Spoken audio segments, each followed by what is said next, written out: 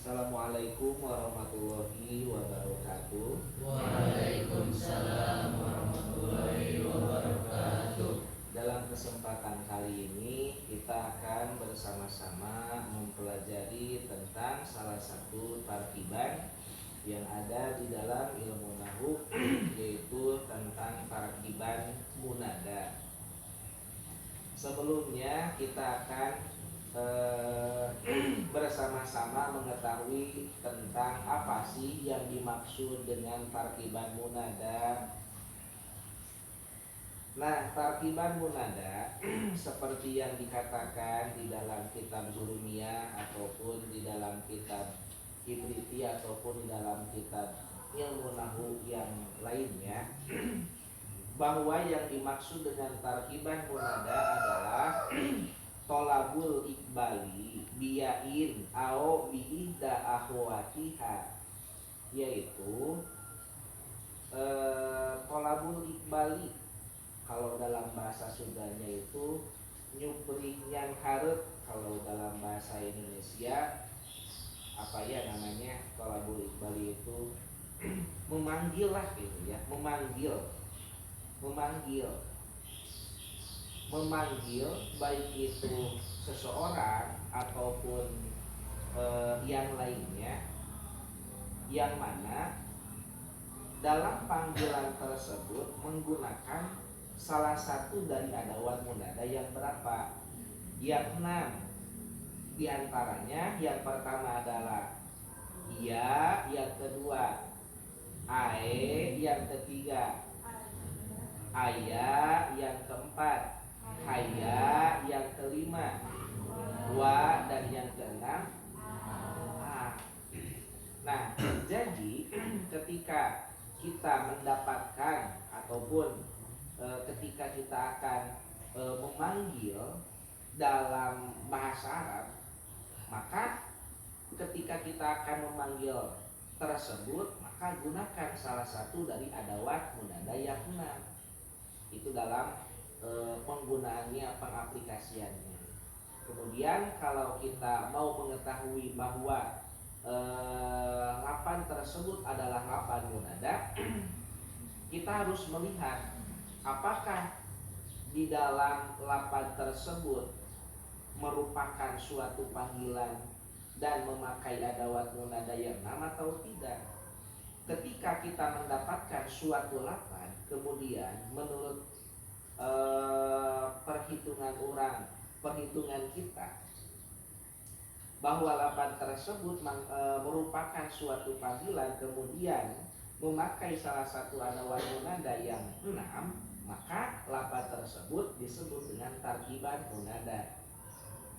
Contoh seperti ya jaedu, lapan ya jaedu itu disebut dengan tarkiban munada. Kenapa bisa dikatakan sebagai tarkiban munada ya zaidu? Dikarenakan lapan ya zaidu merupakan suatu panggilan memanggil hijain dan menggunakan salah satu dari adawat munada, yaitu ya. Maka dengan sabab ya zaidu merupakan suatu panggilan kemudian memakai adawat munada ya, maka ya zaidu disebut tarkiban munada. Bisa dimengerti? Siap ya. Ataupun dengan adawat munada yang lainnya, misalkan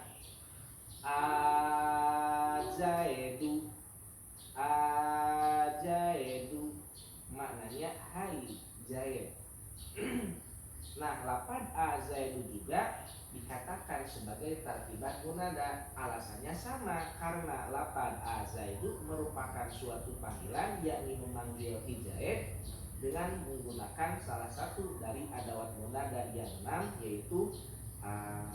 Jadi sampai di sini kita simpulkan terlebih dahulu bahwa yang dimaksud tarkiban munada, yuk sama-sama Arab dan juga artinya. 1, 2, 3. tolabul iqbali biyain ao biihda ahwatiha. Artinya memanggil dengan menggunakan salah satu dari adawat munada yang 6, yaitu ya, ae,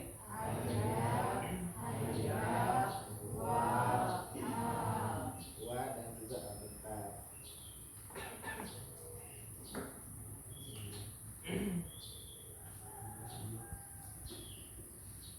Sekali lagi ya biar jelas cowok-cowok. Misalkan ya, kita ulang sebentar ya sambil divisualisasikan. Misal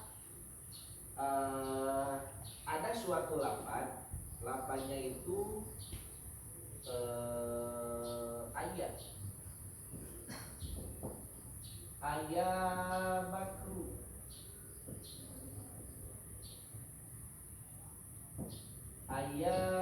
bakru. Nah, misalkan kita mendapatkan suatu lapan yaitu lapan ayat bakru. Kemudian kita ingin mengetahui apa sih tarkiban lapan ayat bakru. Nah, maka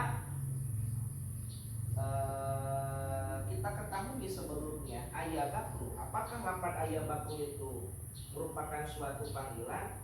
Ketika kita sudah mengetahui bahwa ayat bakru tersebut merupakan suatu panggilan, yaitu memanggil di belakang, kemudian memakai adawat munada yaitu ayat, maka bisa dipastikan lapan ayat bakru ini disebut tarkiban munada. Alasannya karena lapan ayat bakru merupakan suatu panggilan yaitu memanggil ibakar dengan menggunakan adawat munada ayat. Jadi jelas ya. Titik. Kemudian selanjutnya tadi sudah disebutkan bahwa adawat munada yang 6 yaitu ya, ae, aya, haya, wa, dan juga a. Nah, adawat munada yang 6 tersebut perlu kita ketahui bahwa adawat munada yang 6 tersebut terbagi menjadi berapa bagian?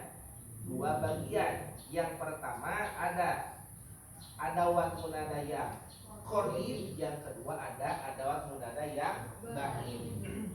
Ada adawat munada yang qorib dan juga ada adawat munada yang ba'id.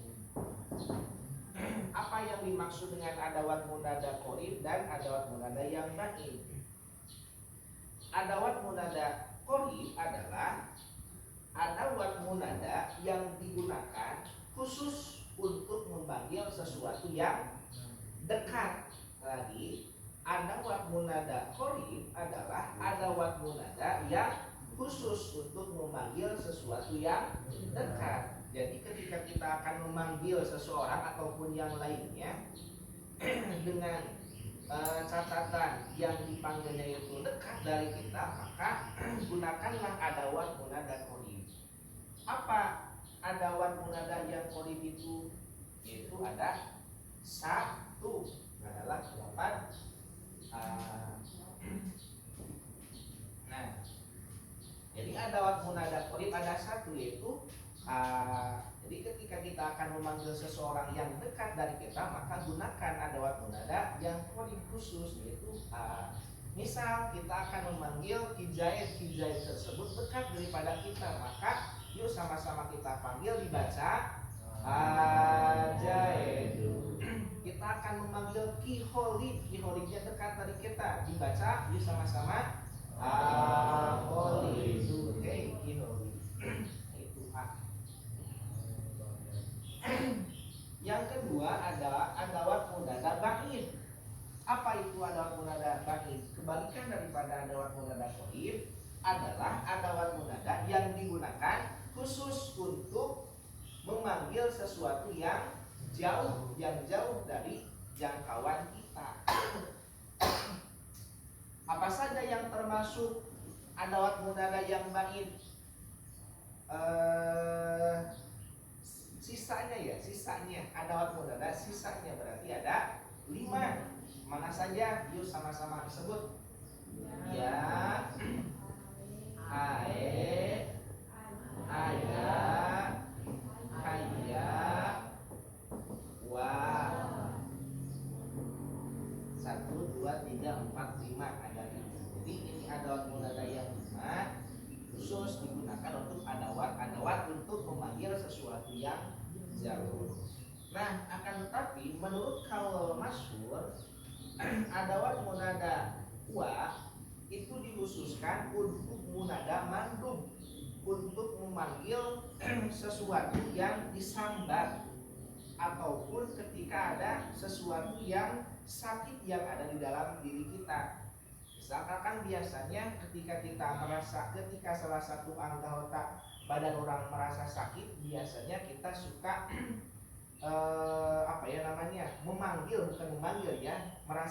merasakan gimana ya. Contohnya misalkan perut kita sakit, aduh perut aku sakit, gitu kan, biasanya seperti itu. Nah, di dalam munada, ketika kita akan mengekspresikan rasa sakit yang ada di dalam anggota badan kita, maka adawat munada yang digunakan adalah wa. Misal perut kita merasa sakit, maka ucapkanlah kapan wa batna, gitu ya. Wa batna. Aduh perut aku sakit, wa batni, gitu deh. Mata wa aina, aduh mata aku sakit. Nah, seperti itu menurut kaul masyhur. Jadi sampai di sini kita baru mengenal tentang tarkiban munada seperti apa dan juga penggunaannya seperti apa. Kemudian selanjutnya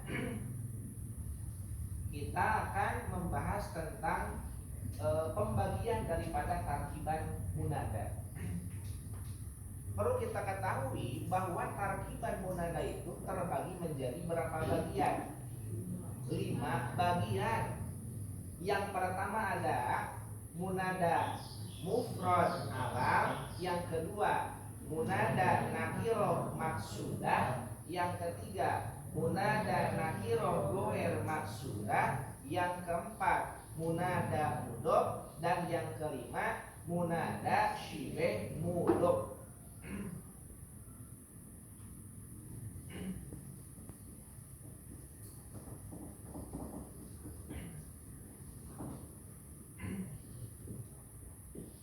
Munada mufrad alam, yang kedua munada nakiro maksudah, yang ketiga munada nakiro goer maksudah, yang keempat munada mudhof, dan yang kelima munada syibeh mudhof.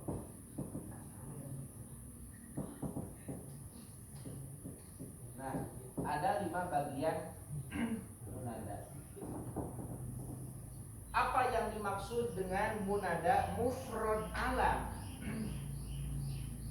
Munada mufrad alam adalah munada yang terbentuk daripada lafaz mufrad yang menunjukkan sesuatu yang dinamai, atau dalam Sundanya dingaranan, gitu ya. Lafaz yang menunjukkan munada yang menunjukkan lafaz mufrad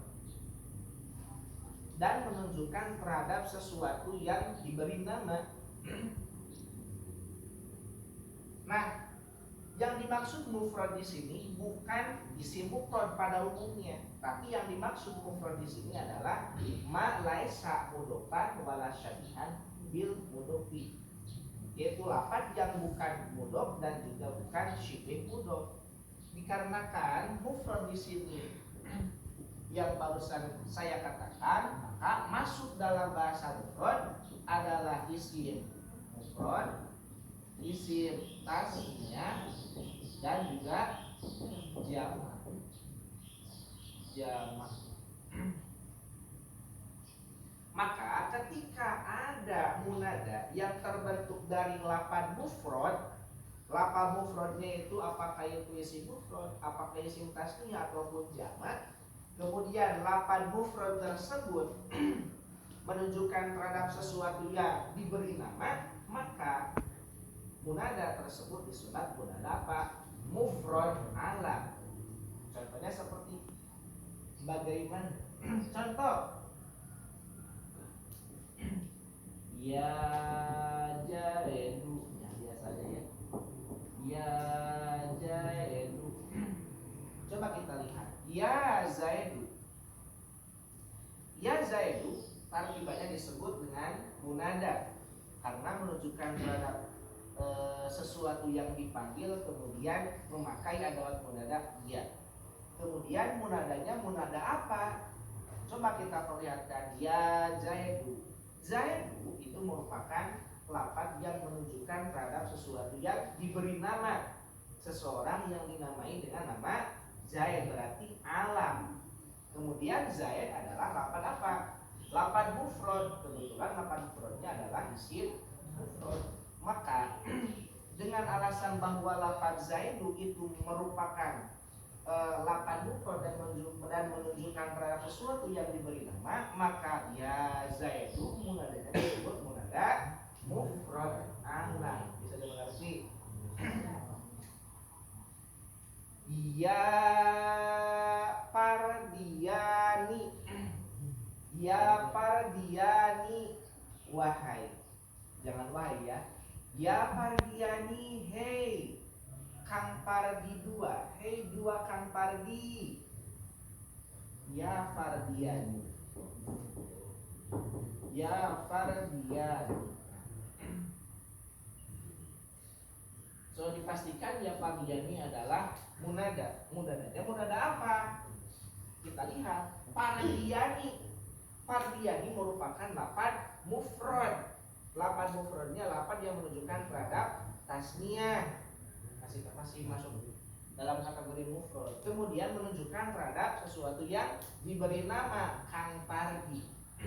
Maka ya Pardiani munadanya disebut munada mufrad alam. Alasannya karena ya Pardiani merupakan lafaz yang menunjukkan, merupakan lafaz mufrad yang menunjukkan terhadap sesuatu yang diberi nama. Munada mufrad alam. Kemudian yang kedua, munada nakiroh maksudah. Apa? Munada nakiroh maksudah adalah munada yang terbentuk dari isim nakiroh. Munada yang terbentuk dari isim nakiroh dan menunjukkan terhadap sesuatu yang tentu. Isim nakiroh kan umum mananya, tapi nakiroh keumuman tersebut dibatasi. Makanya disebut dengan nakiroh maksudah. Sekali lagi, munada nakiroh maksudah adalah munada yang terbentuk dari isim nakiroh dan menunjukkan terhadap sesuatu yang tentu. Misal, ya rojul, ya rojul, hei laki-laki. Rojul yang artinya laki-laki, umum kan? Mananya umum? Umum. Laki-laki tidak tertentu siapa yang dimaksud. Nah, akan tetapi rojul di sini kenakirohannya, keumumannya itu dibatasi. Bagaimana pembatasannya? Pembatasannya itu dikembalikan lagi kepada seseorang yang memanggilnya. Ketika seseorang memanggil dengan kata ya rojul, Kemudian di dalam hati orang yang memanggil tersebut ada seseorang yang dituju, ada seseorang yang dimaksud dengan rojul tersebut, maka ya rojul disebut munada nakiro maksudah. Yang ketiga munada nakiro goer maksudah, itu munada yang terbentuk dari isim nakiro dan tidak menunjukkan terhadap sesuatu yang tentu. Jadi munada nakiro goer maksudah itu ya sesuai dengan makna isim nakiro. Makna daripada isim nakiro itu sesuatu yang menunjukkan yang umum tidak tentu. Contoh seperti ya rajul,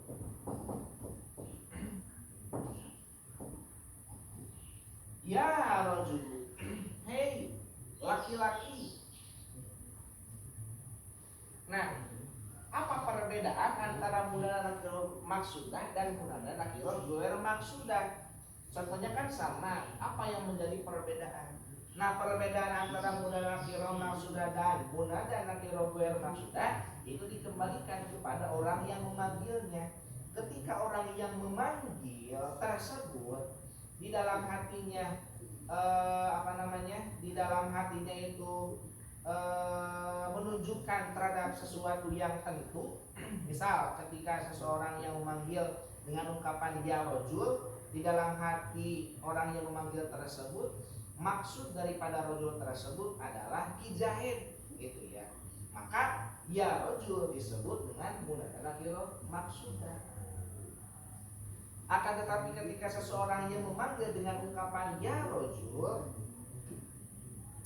dan di dalam hatinya itu tidak ada sesuatu yang tentu, gitu ya, maka rojul tersebut disebut dengan munada nakiro goer maksudah. Jadi perbedaan antara kedua munada tersebut dikembalikan lagi kepada seseorang yang memanggilnya. Tiga, ada munada mudhof. Munada mudhof adalah munada yang munada yang terbentuk dari lafaz yang diidopatkan, yang digabungkan. Munada mudhof. Contoh seperti ya gulama rojulin, ya gulama rojulin. Nah, status munada dalam contoh ya gulama rojulin disebut dengan munada mudhof. Kenapa bisa seperti itu? Karena munada, lafaz munadanya terbentuk dari lafaz yang diidopatkan, yaitu lafaz gulam diidopatkan terhadap lafaz rojul, maka disebut munada mudhof, munada yang terbentuk dari lafaz yang diidopatkan. Yang ketiga, yang kelima, munada syibeh mudhof, yaitu munada yang terbentuk dari lafaz yang digabungkan antara satu lafaz dengan lafaz yang lainnya dikarenakan amal ataupun dengan atap. Contoh seperti ya tolian jabalan, hei orang yang naik gunung. Ya tolian jabalan, hei orang yang naik gunung. Nah, tolian jabalan disebut dengan munada syibeh mudhof. Kenapa? Karena lafaz munadanya terbentuk dari lafaz yang digabungkan. Lafaz tolian digabungkan dengan lafaz jabalan, digabungkannya karena mempunyai hubungan amal. Jadi lafaz tolian amal terhadap lafaz jabalan disebut dengan munada syibeh mudhof. Nah, itu perbedaan dari kelima pembagian daripada munada. Nanti selanjutnya kita akan sama-sama membahas tentang hal yang lainnya. Mungkin untuk pembelajaran kali ini terkait tarkiban munada cukupkan sekian, nanti diapakan ya. Assalamualaikum warahmatullahi wabarakatuh. Waalaikumsalam.